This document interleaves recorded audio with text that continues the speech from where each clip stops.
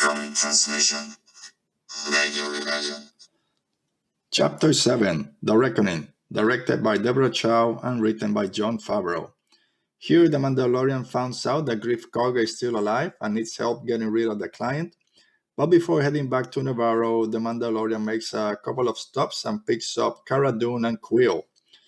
Griff has a plan to eliminate the client and clear the Mandalorian from the other bounty hunters, but of course it's not what it seems. We're finally introduced to Moff Gideon, who has been behind all of this and pulling the strings. And for the first time, it seems like the Mandalorian and his makeshift crew are outnumbered and outmatched. And we get the unfortunate death of Quill. A lot to like from this episode. Deborah Chow does a great job again. We start off with Cara Dune, who first doesn't want to go help the Mandalorian, but changes her mind pretty quickly when she finds out it's an ex-Imperial who they are fighting.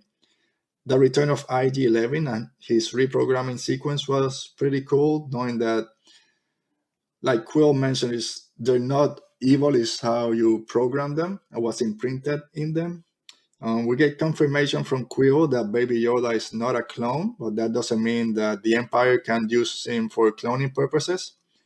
Dune and Mandalorian arm wrestling in the ship, and then Baby Yoda's reaction to thinking the Mandalorian is in danger, and then basically force choking Cara Dune, kind of going a little bit to the dark side. Kind of unexpected, but pretty cool to see. Once they're in Navarro and they meet up with Griff Karga and his crew of bounty hunters, and they're kind of eating at night or dinner, and then that night scene with the dragons coming in and Griff Karga over dramatizing his injuries, thinking Baby Yoda was gonna eat him, was pretty cool. Oh, and we finally got to see the Force Heal in action, which also comes into play, as we know, in The Rise of Skywalker.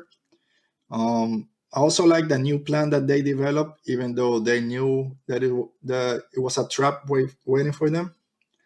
We get biker scouts again. Those used to be my favorite stormtrooper design growing up, and they still look great, even if the two that we get from this episode are a bunch of jerks. The client, played by Werner Serhog, and telling the Mandalorian that the world was safer and more prosperous under the Empire rule than what it has become now under the New Republic. The way he delivers the line, "I would like to see the baby." Well, get in line. So do all of us in every episode. Finally, the arrival of Moff Gideon in his modified TIE fighter.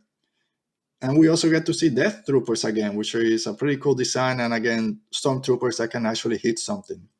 And there's a great cliffhanger at the end. So yeah, Deborah Chow delivers yet another great episode. And I'm so glad she's doing all of the Obi-Wan series. So not too many dislikes, but how many times do you need to repeat that there are more than 4 stormtroopers? Once is enough, and we can all count past 4 when we see more coming up. I know it got repeated like 3 or 4 times in the episode. I think once was enough. Okay, so Chapter 8, Redemption, directed by Taika Waititi and written by Jon Favreau. So yep, here we go, last episode of the season. We get to see the aftermath of Moff Gideon's arrival. Baby Yoda now, unfortunately, is with the biker scouts, and the Mandalorian, Cara Dune, and Griff Karga are pinned down with no escape.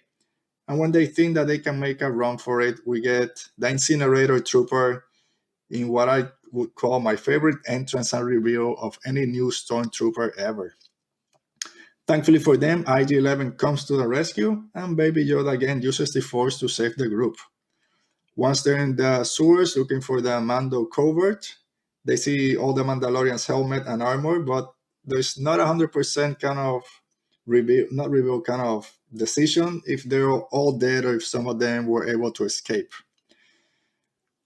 It leads to another great battle at the end of the episode and another great cliffhanger for next season. So what I liked about this episode, I liked the banter at the beginning between the two biker scout waiting to be called into town. And of course, then getting crushed by IG-11 in his new function as a nurse droid. Every line of dialogue delivered by Moff Gideon is done to perfection by Giancarlo Esposito. He knows everyone's backstory and reveals the Mandalorian's true name in Din Djarin. Plus, we also get mention of the Siege of Mandalore, which will be explored in the upcoming season of the Clone Wars. It should be coming up in the next few days, actually. We also get the confirmation that Mandalorian is in a race. It's a creed that this might come back into play if they, I don't want to say retcon, but make Boba Fett a Mandalorian this way, saying that he was a foundling and he became part of it through a creed, not by being born a Mandalorian. So that's a good way to make him an official Mandalorian. We get our final flashback and Din Djarin getting rescued by the Mandalorians, especially Clan Vizsla, and becoming a foundling. Cara Dune makes mention of a mind flayer, which is most likely similar to Bor Gullet from Rogue One. It was very cool to see Grief Karga taking a drink from behind the bar before they set out and start shooting their way out. The Mandalorian and IG-11 talking about trying to remove his helmet and IG-11 not being a living thing. Then that all works at the end when IG sacrifices himself and Din Djarin feeling sad for the robot, or for the droid, I should say. Another thing that I loved was the armorer fight against all the stormtroopers at the end. I thought she was just going to let them kill her, kind of go down with her brethren, but no, that wasn't the way. She was fighting her way out of there.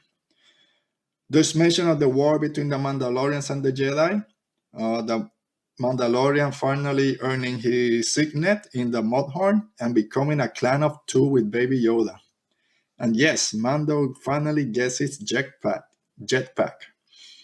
The reveal of the Darksaber and what this means for everyone that follows Clone Wars and Rebels. And the boat ride on the lava river as a clear nod to the mythology, and the river Styx with the droid serving basically as the ferryman taking them to see death. Oh, you can't forget about one of the greatest sequences in the season where Grief Karga goes to Baby Yoda, do the magic hand thing. So yeah, that was very nice.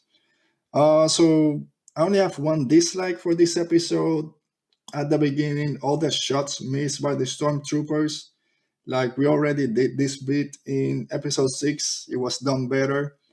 And I think it goes too long here. They're just missing like 2 feet away.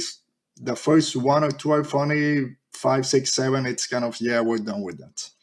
So yeah, that is The Mandalorian Season 1. What do you guys thought about it? I think it was a great way for Star Wars to introduce themselves into the television arena with this series. It hit every note that they promised, so I can't wait what they'll do for Season 2 and all the other Star Wars TV shows coming on from the Obi-Wan series and the Cassian Andor series.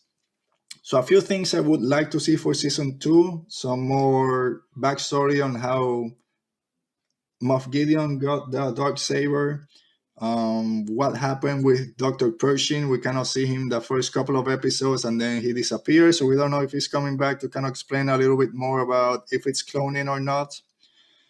Will Omira come back? That we saw she had a connection with the Mandalorian in episode 4.